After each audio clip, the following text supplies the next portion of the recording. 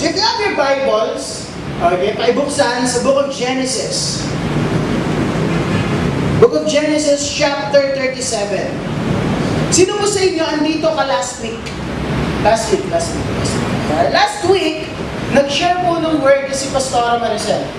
Ang pinag-usapan po natin is about the life of who? Joseph. Okay? Pinag-usapan natin, pero nag-focus si Pastora dun sa testing period. Na tayo pala, dumadaan tayo sa test, dumadaan tayo sa pagsubok for us to be strong and for us to do the will of God. Para tayo daw ay maging successful. This afternoon, ang pag-uusapan po natin is still about Joseph. Okay? Pero this time, hindi tayo mag-focus sa test. Mag-focus tayo dun sa dream ni Joseph. Sabi nga po, dream. Okay? Pag-usapan natin yung dream mismo ni Joseph. Okay? So, Genesis chapter 37, ang sabi po dyan, now, Israel, which is Jacob, Israel loved Joseph more than all his children, because he was the son of his old age. Also, he made him a tunic of many colors. But when his brothers saw that their father loved him more than all his brothers, they hated him and could not speak peaceably to him. Sabi ng Bible, meron daw favorite yung tatay. Ang favorite, si Joseph.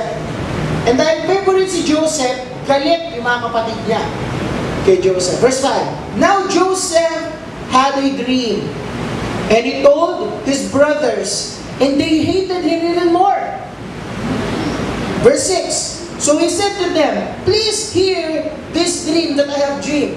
Verse 7, there we were binding sheaves in the field, then behold, my sheaf arose, and also stood upright, and indeed your sheaves stood all around and bowed down to my sheaves. Verse 8, nagalit yung mga kapatid. And his brothers said to him, shall you indeed reign over us? Or shall you indeed have dominion over us? So they hated him. So they hated him even more for his dreams and for his words. Listen, mula nung nag-umpisa tayo magbasa, hanggang verse 8, paulit-ulit sinasabi, his brothers hated him even more. Nung nalaman ng mga kapatid niya na paborito si Joseph, nagalit yung mga kapatid niya.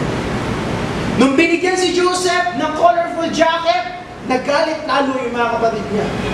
Nung nagkwento si Joseph ng dream, nagalit lalo yung mga kapatid niya. And then verse 9, then he dreamed still another dream and told it to his brothers, and said, look, I have dreamed another dream. And this time, the sun and moon and 11 stars bowed down to me. So he told it to his brothers, and his brothers and his father rebuked him and said, what is this dreams? What is this dream that you have dreamed? Shall your mother and I and your brothers indeed come and bow down to the earth before you? Verse 11, and his brothers obeyed him, but his father kept the matter in mind. Ito po yung moment na binigyan ni Lord si Joseph ng dream. Pagsabi nga po ng dream. Binigyan po ng title yung pag-uusapan natin. Ang title, What If? What If? Okay. Let's pray first bago tayo magtuloy-tuloy. Father, we want to thank you, Lord, for your goodness. We believe, Lord, that you are a faithful God. Panginoon, sa mga pag-usapan po namin, open our hearts, open our minds. Help us, Lord, not just to be hearers, but to be doers of your word. Help me, Lord, to preach your word clearly. And Panginoon, samahan mo nga kami sa hapon po ito. We love you and we honor you. This is our prayer in Jesus' name. Amen. Palakpakan natin si Lord. What if? Na-experience mo na po ba na magkaroon ng what if moment? Ayan, ano yung what if moment? Ito yung moment na medyo nakaupo ka, katapos habang nakaupo ka, nag-iisip ka, nag-i-imagine ka. What if nangyari to? What if ganito yung nangyari? What if nakuha ko to? na na-inspiration na yun, nung nag-imagine ka ng mga sana nangyari, o mga sana mangyayari, o mga sana mangyari in the future, ako po madalas na hobby ko yan Uupo ako, and then I just imagine things. Paano kaya kung ganito? Paano kaya kung meron akong 2 million sa bank? Paano kaya kung may sarili akong sasakyan? Paano kaya kung crush ako ng crush ko?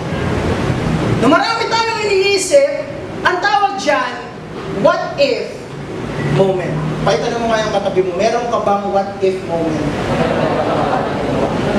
Alam niyo po, when it comes to what ifs, when it comes to dreams, kung meron sa Bible, mahilig sa what if.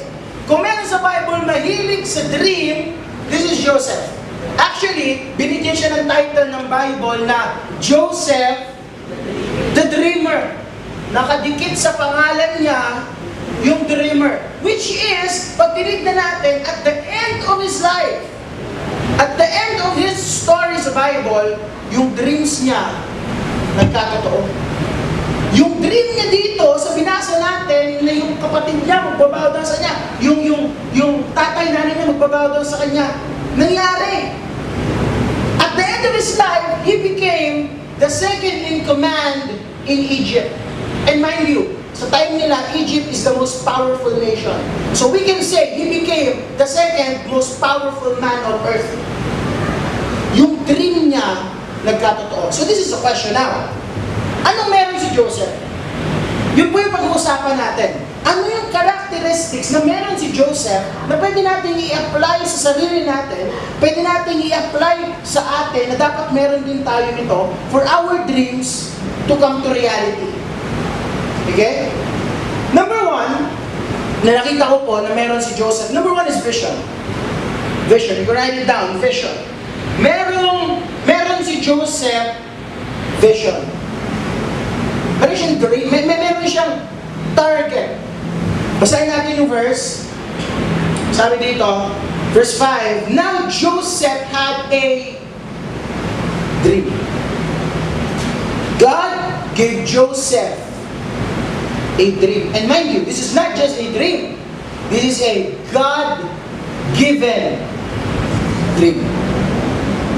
Pinakita ni Lord kay Joseph yung mangyayari in the future. Question, nakikita mo ba ang sarili mo kung anong mangyayari sa'yo sa future?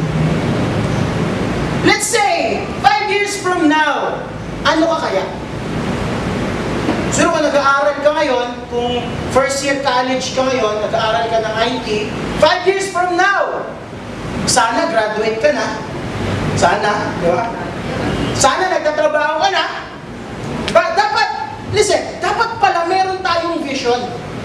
Dapat pala may nakikita tayo sa future. Hindi ka lang nabubuhay sa present, listen, but nabubuhay ka rin sa future.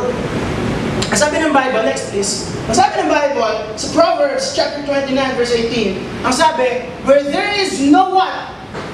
Vision, the people perish. But he that keepeth the law, happy is he. Listen, you want to be happy? Sabihin mo sa tabi mo, gusto mo maging happy? Gusto mo maging happy? This is the secret. Kailangan meron kang vision. Sabi ng Bible, if you have vision, you will not perish. But he who keepeth the law is happy.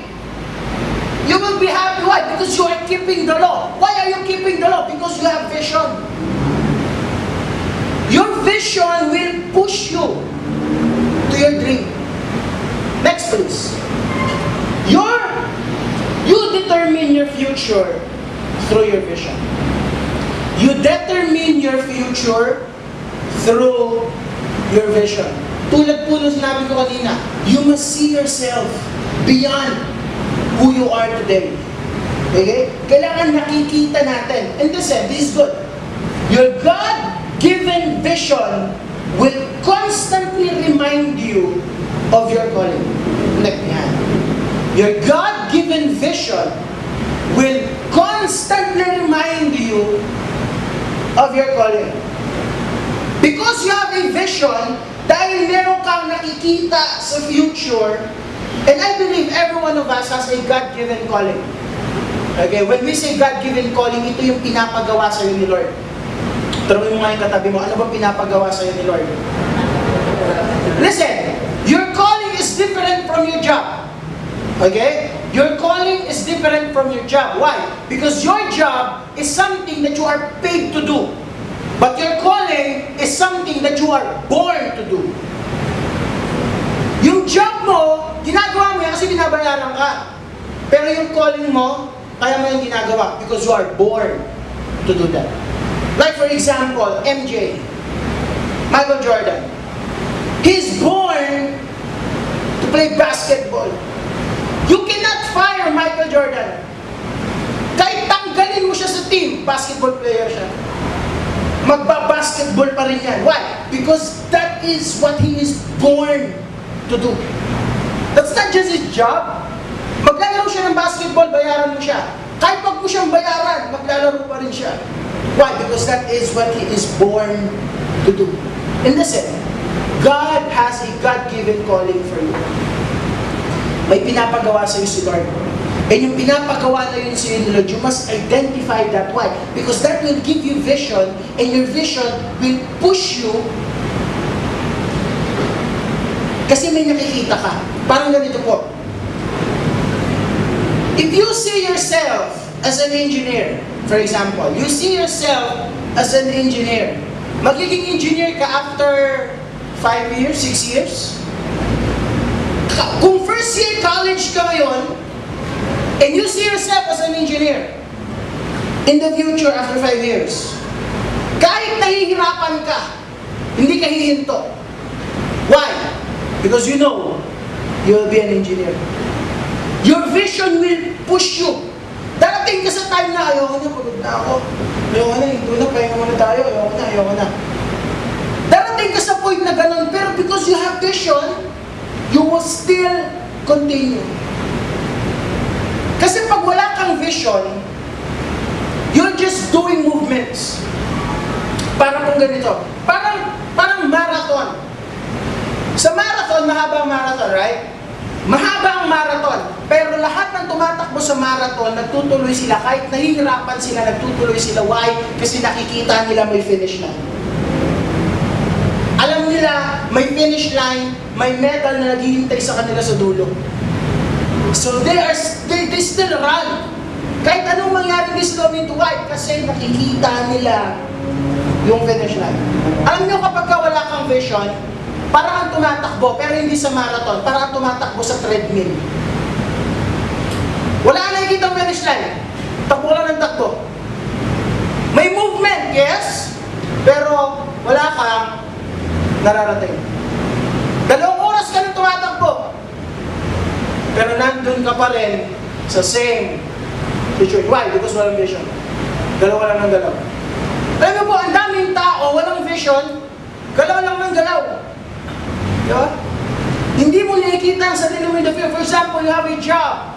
And if you have a job and you don't have vision, maghihintay ka lang ng tuwing 15 at katapusan. Pag 15, sisweldo ka. And then you will strive and survive hanggang magkatapusan. Pag nagkatapusan, sasahod ka uli. And then magsusurvive ka uli hanggang magka-15. Pag nagka-15, sasahod ka uli, magsusurvive ka uli hanggang magkatapusan. Ganun na lang ang mangyayari na mangyayari. Why? Kasi wala kang vision, wala kang nakikita. May movement, yes. Pero may nararating? Wala. Why? Kasi walang vision. Kaya sabi sa katabi mo, may vision ka ba? Next please. This is good. Sabi ni Lord, Isaiah chapter 46 verse 9.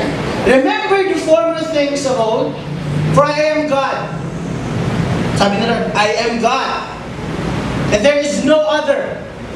Inulit, I am God. And there is no one like me. Sinisigurado ni Lord, ako to. Ako si Lord, walang katulad ko. Ako si Lord. Okay, ako si Lord. Sabi niya. Next please. Declaring the end from the beginning and from ancient times, things that are yet done, saying, my counsel shall stand and I'll do all my pleasure. Ang sabi ni Lord, declaring the end from the beginning. Listen, ganito pala mag-work si Lord. Nandito siya sa end, gagawin niya na yung end. Tatapusin niya na yung end. So, yung ending mo, tapos na. Yung vision mo, yung calling mo, tapos na. Tinapos niya na yung end. Successful ka na lahat, tapos na yan.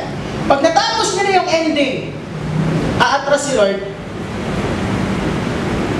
pupunta siya sa simula, tsaka niya ngayon sisimulan. Tapos na yung ending, tsaka niya sisimulan. Listen, the ending is already done. The fact na nagsimula, that proves na tapos na. Kasi, sinimulan na ni Lord. To prove my point, sabi sa Genesis chapter 1, verse 1, and God created the heavens and the earth. Period. Tapos na. God created the heavens and the earth. Tapos na. Pero pagdating sa verse 2, verse 3, verse 4, ginagawa ni Lord yung earth. Sabi niya, let there be light. Let there be stars. Let there be animals. Let there be. Let there be. Iniisip ko, bakit ginagawa niya pa? Sa verse 1, tapos na. And then this is what I realized. Pinapasaan ng mga commentaries. Ang ginawa pala, verse 1, tapos na lahat. It's all in the mind of God. God created the heavens and the earth. It's all done. And then bumalik na si Lord sa simula. And then sinimulan niya na. Listen. Ang ginagawa ni Lord, pinibigyan ka ng vision. Pinapakita sa iyo yung ending. The fact na may nakita ka, hindi papakita sa iyo ni Lord kung wala yun. That means it exists. Ando na yung ending, pinapakita sa iyo ni Lord, and then sisimulan mo. The fact na sinimulan mo, ibig sabihin, tapos na. And this is good. When what you see in the present is different from what you saw in your vision, that means what you see is temporary. It is a work in progress. Eto po, tapos yung ending, you're already successful. And then sisimulan mo na. Kapag yung nakikita mo dito, iba sa binigay sa'yo na vision, ibig sabihin yung nangyayari dito, hindi pa tapos. A lot of people give up na nagsisimula pa lang and hindi pa tapos. It's already done. Ang kailangan mo lang, you must be determined. You must have vision to push you forward. Why? Kasi ginawa na ni Lord. Kaya nga sabi ni Lord sa Jeremiah 29:11, ang sabi niya, I have plans for you. May plano na si Lord sa'yo. Tapos na. And that's to prosper you, not to harm you, to give you hope in the future. It so happen na yung present mo iba, sa nakikita mong vision, pero if you do not give up, you still continue, you just push through, you will see your vision come to pass. Ito natutunan ko po from Pastor Angel. Ang sabi niya, yung mga problema na pinagdadaanan natin, kailangan dinadaanan lang. Yung mga problema daw na na-experience natin dito, na pinagdadaanan, kailangan dinadaanan lang. Ang mahirap po sometimes, ang problema pinagdadaanan, hindi mo dinadaanan. Tumitira ka sa problema. Kailangan daanan eh. May problema, problema. Pero daanan mo lang. Minsan, may problema, may problema. May problema, may problema, may problema. Nag-stay ka na. Kaya ka na-frustrate. Kaya ka na-pressure. Kaya na-toxic ka eh. Kasi yung problemang dapat pinagdadaanan, tinitirahan mo. Sabi mo sa tabi mo, dinadaanan lang yan. Lilipas din yan. Hindi pa tapos si Lord. Kaya sabi ulit, hindi pa tapos si Lord. Kaya mahalaga na may vision ka. Listen, kasi pag wala kang vision, pag nakaramdam ka ng hirap, ayawan na. Correct? Pag wala kang vision, pag nakaramdam ka ng hirap, ayawan na. Alam niyo po, I am a professor sa college, tuturo po ako sa college, IT. Marami ako nakikita ng estudyante, pag nahihirapan mag-aral, umayaw. Ayaw na, hirap na exam. Mangula na lang ako. Ayaw na, hirap naman ng requirements, hindi na ako papasok. Alam niyo, pag nakakita ko ng ganong estudyante, ang nasa isip ko, walang pangarap. Walang vision. Kasi kung yung estudyante may vision, kung yung estudyante may pangarap, kahit anong hirap, he will face the problem and he will conquer. He will stand on top of the problem. Why? Kasi meron siyang vision. Kahit anong ulit katabi mo, may vision ka ba? That's number one, vision. Kailangan meron kang vision. Para listen, the world is cruel. Okay? Pag wala kang vision, talo ka. Pag wala kang vision, patay ka. Okay? That's number one, vision. Number two, ano meron si Joseph? Correct attitude. Correct attitude. Nung binabasa ko ang buhay ni Joseph, I was surprised.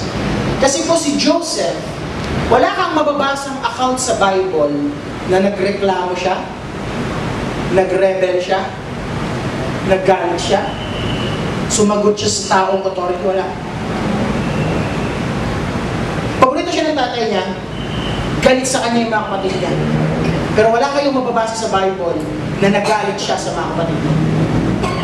Ang ginawa ng mga kapatid niya, sobrang galit sa kanya, ang sabi ng mga kapatid niya, ano tol? Patayin na natin to si Joseph. Papatayin na siya. Pero wala kayong mababasa sa Bible na nagalit siya. So, alam niyo po, ako po, panganay po ako, apat po kami magkakapatid. Ako, si Gideon, si Francesca, and then si David po bunso. Alam niyo, there are times nagagalit ako sa mga kapatid ko. Lalo na po panganay, di ba? Madalas magalit ang panganay. Madalas po, nagagalit ako sa mga kapatid ko. Pero listen, hindi ako dumating sa point na sa sobrang, for example kay David, sobrang galit ko kay David, naisip ko, papatayin ko si David. Hindi ako dumating sa ganung point. Nagagalit ako, yes, pero hindi ako dumating sa ganung point. Pero dun sa story ni Joseph, nandun na sa point na yon. Nang sabi ng mga kapatid niya, pag ito si Joseph tumalikod, papaluin ko ng 2 por 2. Galit na sila kay Joseph, nagpapatayin na nila. Pero wala kang mababasa sa Bible na si Joseph nag-fight back. E nagalit sa mga kuya niya. Tinapon siya sa balon. Balon na walang laman. Hindi siya nagalit. Wala kang maririnig na reklamo. Ano ba naman itong mga kapatid ko? Wala kang maririnig. Kinuha siya ng mga kapatid niya. Binenta siya. Bilang servant, bilang slave. Wala ka pa rin maririnig kay Joseph. Walang reklamo. Hindi siya nagsasabi ng mga negative. Naging slave siya binili siya ni Potiphar, isa sa captain of the guards ni Pharaoh. Nung napunta siya sa bahay ni Potiphar, slave siya. Wala kang maririnig na nagreklamo si Joseph. Hindi siya nagsasalita ng negative, hindi siya nagreklamo, hindi siya nagre-rebel. Yung asawa ni Potiphar, nagkagusto kay Joseph. Ang sabi ng asawa, Joseph, sitingan mo ako. Sleep with me, sleep with me. Siyempre, umayaw si Joseph. Sabi niya, excuse me, you're not my type. Sabi, hindi, ayoko. Sabi niya. Yes, nag-say no siya. Pero wala kang mababasa sa Bible na nagalit siya sa asawa ni Potiphar. Pinagbintangan siya rapist ng asawa. Kinulong siya. Kinulong siya sa kasalanan na hindi na ginawa. Pero wala kang mababasa sa Bible na nag-murmur siya, nagalit siya, nagsalita siya ng negative. Wala. Hanggang dun sa lowest of the low, wala kang maririnig kay Joseph na anything na negative. Why? Kasi meron siyang correct attitude. Sometimes tayo, konting hirap. Ano ba naman to? Ba't to? Sikip-sikip ng damit? Ano ba naman to? Minsan nagre-reklamo eh. Pero si Joseph, sandamakmak na hirap na. Pero wala kang maririnig na reklamo. And because of his correct attitude, God was with him. By sabi po, God is with him. God was with him. Ang sabi sa Proverbs, ito yung binanggit ko pong verse kanina, the tongue has power of death and life. Yung sinasabi pala natin, makapangyarihan. Yung sinasabi pala natin, very, very powerful. Kung powerful ang sinasabi mo, so you must be careful sa mga sinasabi mo. Kaya sabi nga sa katabi mo, bagay talaga sa'yo mayaman. Sa kabila, sabi mo, bagay sa'yo pinagpala. Ang sabi ng Bible, Numbers 14:28. So I tell them, God is talking. Ang sabi ni Lord, declare, as surely as I live, declares the Lord, I will do to you the very things I heard you say. Ang sabi ni Lord, kung ano yung naririnig ko na sinasabi nyo, mangyayari sa inyo. Kaya mag-ingat ka sa mga sinasabi mo. Sabi mo sa katabi mo, mag-ingat ka sa sinasabi mo. Kaya ako po, pagising ko sa umaga, haharap ako sa salamin. Tapos sasabihin ko sa salamin, ang payat-payat mo. Pumapayat ka ayun. Lord, narinig mo ba? Why? Kasi sabi ni Lord, I will do to you the very things I heard you say. You must declare, the words that coming out of your mouth must be positive. Kailangan words of encouragement. Okay? And because of this correct attitude na meron si Joseph, balik tayo kay Joseph. Because of this correct attitude, God was with him. Sinasamahan siya ni Lord. And ito yung nangyayari kay Joseph. Ito yung nangyayari kay Joseph kasi sinamahan siya ni Lord. Next please. Now Joseph had been taken down to Egypt, and Potiphar, the officer of Pharaoh, captain of the guards, an Egyptian, bought him from the Ishmaelites and had taken him down there. So, ito na yung, binili siya. Naging slave si Joseph. Tapos na yung balon, binenta na siya, and then binili na siya ni Potiphar. Listen, next please. The Lord was with Joseph. The Lord was with Joseph. And he was a what? He was what? He was a successful man. Listen, the key to success is if God is with you. Pagkasama mo si Lord, you will be, or you are already successful. Sino dito successful? The question is, kasama mo ba si Lord? Kasi real success is being with God. And ito, medyo na-intriga ako. Ang sabi, Joseph was a slave, the Lord was with Joseph, and he was a successful man. Continue. And he was in the house of his master, the Egyptian. Nainisip ko to, nung nabasa ko, nagtanong ako, sabi ko, bakit successful si Joseph, slave siya? Paano siya naging successful kung alipin siya? Di ba dapat pag successful, kailangan ikaw yung nasa tuktok, ikaw yung nasa taas, kasi successful ka. Pero ang sabi ng Bible, he was successful, but yet, he is a slave. Which mean to say, kahit anong sitwasyon mo ngayon, kahit slave ka ngayon, kahit ala kang pera ngayon, kahit nagkakagulo-gulo ang life mo, if God is with you, you are successful. Kahit anong trials ang na-experience mo, as long as God is with you, you will be successful. Kasi may vision ka eh. And God is with you. Pag magaling ang kakampi mo, panalo ka. Parang basketball. Kahit hindi ako marunong mag-basketball, pagkakampi ko si LeBron James, lalampasuhin namin kayo. Sino nanalo? Kami. Marunong mag-basketball? Hindi. Parang kayo nanalo, kampi ko si LeBron. Magaling kasi yung kakampi mo. Meron ka kasing kasama. Kaya sabi ng Bible, God was with Joseph. Kahit slave siya, he is still successful. Next please. And his master saw that the Lord was with him, and that the Lord made all he did to prosper in his hands. Listen, Joseph was blessed. And then verse 3 ang sabi, his master saw it. Listen, if you are blessed, dapat obvious. Pag ikaw pinagpala, dapat halata. Kaya sabi sa katabi mo, pag ikaw pinagpala, dapat halata. Nakita na kayo ng mga taong successful? Amen? Nakita na kayo ng mga taong successful? Halata, di ba? Alam mo na successful, alam niyo na blessed siya. And listen, the word blessed, literal meaning ng blessed, the envied one. Okay? The literal meaning of blessed The envied one. Pag sinabi natin the envied one, yung tao na kinaka-inggitan. Ay, akala ko dati, pag sinabing blessed, pag sinabing successful yung mayaman. Pero kung literal meaning the envied one, mayroon ako mga nakita na mayaman na ayoko maging sila. Hindi ako naiinggit. Ang dami-dami ng pera, gulo-gulo naman nila. Dami-dami pera, nagkaaway-away naman. Tama? Pero nakita na kayo, nung hindi naman ganun kayaman, sakto lang, pero naiinggit ka, sana ganun din kami. Sana ganun din ako. Ang tawag doon, blessed. Kasi envied one, kinaka-inggitan. That is the definition of blessed. Tanong mo nga yung katabi mo, are you blessed? Envied one. And halata. Obvious. Pag ikaw pinagpala ni Lord, halata. Listen. Pag ikaw blessed ni Lord, halata. Hindi mo matatago. For example, blessed ka ni Lord. Binigyan ka ng Elantra, kulay itim. Brum-brum. Binigyan ka. Hindi mo matatago. Siyempre, papark mo yan dyan. Di ba? Paglabas mo, tup-tup. Sakit ka dito. Uy, may bago sasakit pa kanina yun. Halata, Brad! Why? Kasi blessed ka.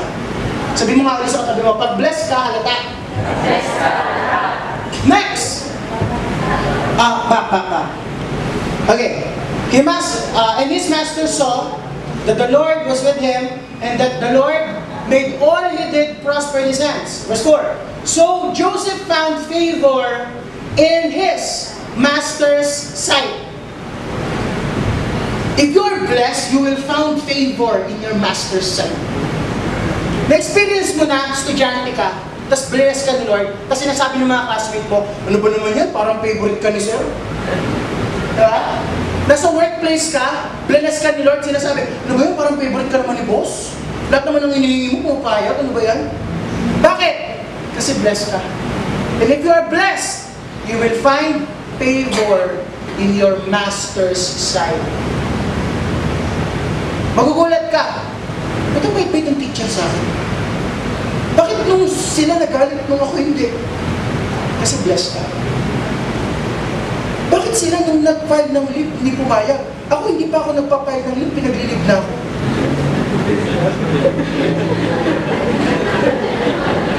Kasi blessed ka eh. Ano nga gawin mo? Blessed ka eh. Tama?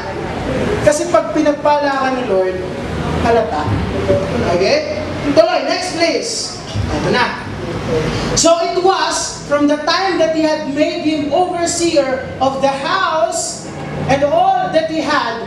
And listen, the Lord blessed the Egyptian's house for Joseph's sake. Bless ni Lord yung bahay ni Potiphar. Bakit? Kasi andun si Joseph. Pinagpala ni Lord yung bahay ng Egyptian.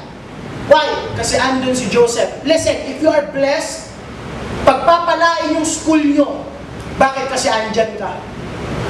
Pagpapalain yung company nyo. Why? Kasi andyan ka. Pagpapalain yung trabaho mo. Bakit? Kasi andyan ka. Pag ikaw pinagpala, pumasok ka sa school, at pagpasok mo sa school, classmate, kamusta? Napakapalad nyo. Eh bakit? Kasi andito ako. Bakit? Kasi God will bless your school for your sake.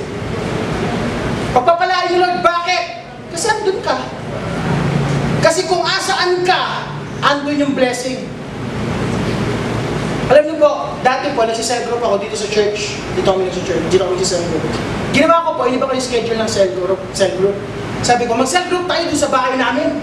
Doon Thursday po, yung mga cell member ka dito. Sabi ko, doon tayo, mag-cell group sa bahay namin. Okay, maghahanda ako ng malamig na juice na medyo matabang. Doon tayo sa bahay namin mag-cell group. Bakit ko dinala yung cell group sa bahay? Correct. Para i-bless yung bahay. Bakit? Kasi andun yung cell group. Kayo mga cell member ko, lakas ng loob eh. Yung pagpasok sa bahay, ayan! Bakit eh? Hindi ko pinapaupo. Bakit ko okay lang? Pagpapalain yung bahay namin. Bakit? Kasi andito kayo. Kasi lang, pinag-computer ka dyan. O, Diyos pa! Hindi kayo manabang.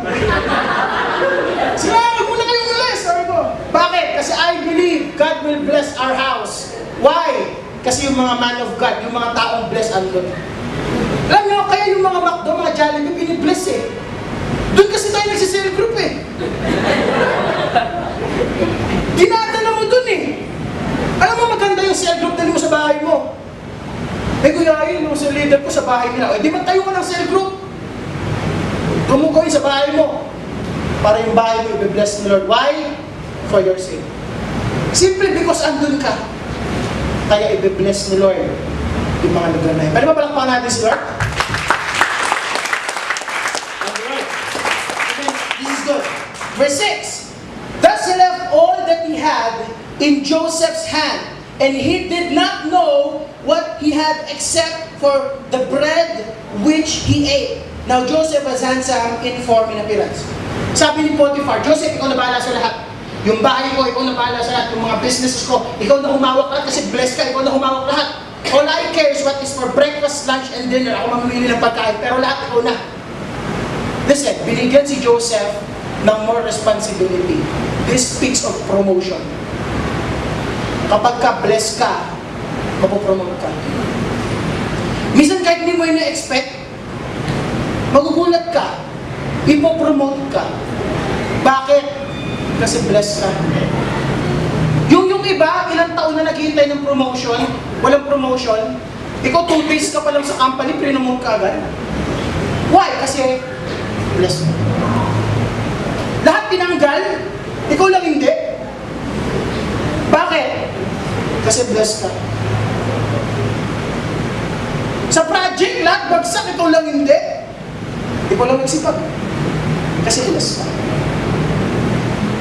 God will give you promotion after promotion after promotion after promotion. Why? Because you're blessed. Kasi kasama mo si Lord. Tanungin mo ulit katabi mo, kasama mo ba si Lord? Kasama mo si Lord. And then lastly, this is where I close. Anong characteristic ni Joseph? Number 1, he has vision. Number 2, correct attitude. Number 3, humility. Joseph was humble. Yes, at the early part of his life, he is arrogant. Kaya nga galit na galit yung mga kapatid niya. Ikaw ba naman eh? Bata ka, antayin mong kuya, kasasabihin mo, kuya, lahat kayo, baba, lulod.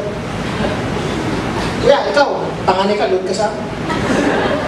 Kahit sino magagalit, he is a bit arrogant nung early part ng life niya. Kasi nung time na yun, nangyari 17 years old si Joseph.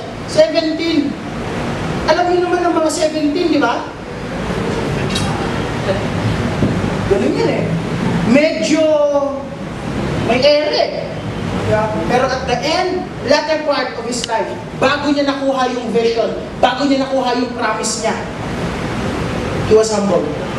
Joseph was humble. To prove my point, next please. Nagkaroon ng dream si Pharaoh, nakakulong si Joseph kasi pinagbintangan siya ng rape, nakakulong siya.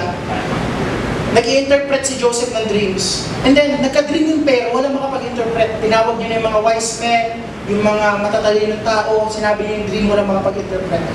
And then, ang sabi nung isa, Pharaoh, may nakakilala, pangalan Joseph, nakakulong, nag-i-interpret ng dream. Ang sabi ni Pharaoh, sige, tawagin niyo.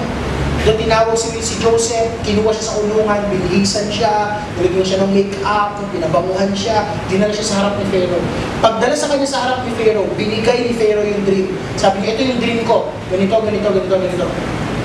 And then sabi ni Joseph. So Joseph answered Pharaoh saying, it's not me. God will give Pharaoh an answer of peace. And then, in-interpret ni Joseph yung dream. Listen. In-interpret ni Joseph yung dream, pero ang sabi niya, Pharaoh, hindi ako to. Yes, in-interpret ko, pero hindi ako, si Lord. I believe that is humility. I-interpret ko yung dream, pero ang nagbigay talaga nito si Lord. Hindi ako. Sino? Si Lord. Ang tawag doon, humility. Pag tinanong ka, galing mo naman kumanta. Thank you. Ang nagbigay niyan, si Lord. Yun yung humility. Ito, false humility. Ang galing mo naman kumanta. Hindi naman. Wala pa nga yun. Mali! Kaya mo naman, ang galing mo naman kumanta. Oo, talaga, pinapractice ko talaga yun. Talagang araw-araw. Joseph was humble. Why? Kasi nung sinabi sa kanya, interpret mo yung dream, in-interpret niya, pero ang sabi niya, Pharaoh, it's not me. It's the Lord. Listen, magaling ka. Mahusay ka. Talented ka. But you must acknowledge and you must realize that your talent, your skills, your abilities, all comes from the Lord. So you must acknowledge the Lord. Kung meron talagang magaling si Lord, kasi siya yung nagbigay ng talent mo. Yes, talented ka, yes, magaling ka. Pero ang nagbigay kasi si Lord. So therefore, you must acknowledge God. Ang sabi ng Bible, next please. Ang sabi ng Matthew chapter 10, verse 32-33. Whoever acknowledges me, Jesus is talking, whoever acknowledges me before men, I will also acknowledge him before my Father in heaven. Whatever disowns me before men, I will also disown him before my Father in heaven. You must be humble. You must acknowledge that everything comes and belongs to the Lord. Lahat kasi dahil sa Kanya. Lahat because of Him and everything is for Him. Yes, may kaya kang gawin, pero dahil yun kay Lord. You must acknowledge God. Next please. Kaya ang sabi ng Zechariah 4:6, ito memory verse ko to for the week.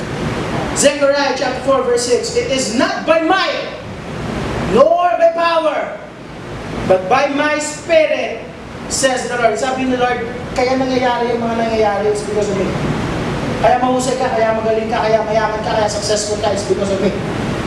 But therefore, we must acknowledge God.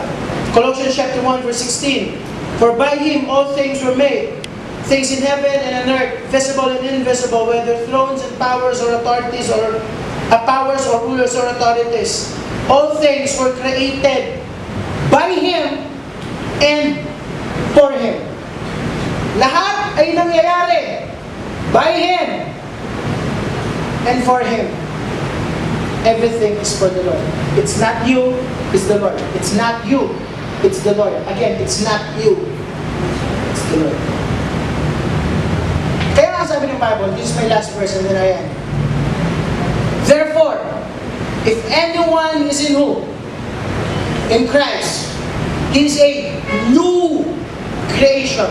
The old has gone, the new has come. Listen, if you want change, you must be in Christ.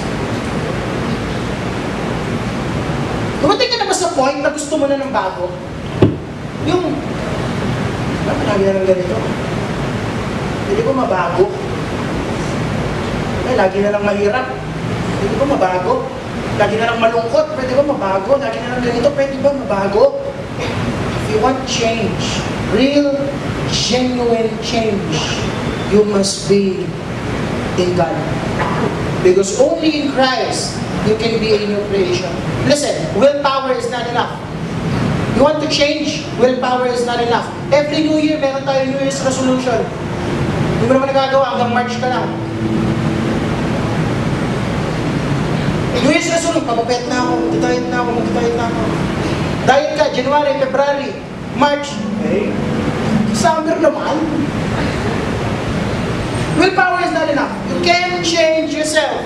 Ay sabi sa atin mo, you can't change yourself. You need God. I want to challenge you this evening before we end. Are you connected? Are you in God? Are you connected to God?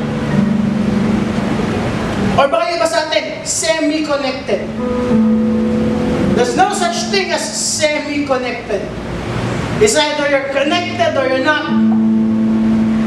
Sabi ng Bible, you're neither hot nor cold. So I will spit you out of my mouth. Hindi ka mainit, hindi ka malamig. Hindi kita maintindihan.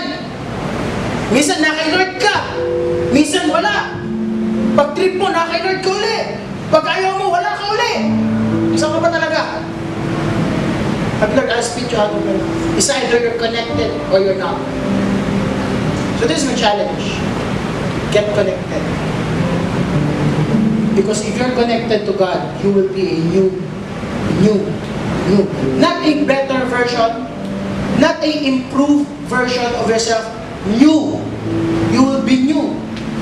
Not a upgraded version. No, you will be new.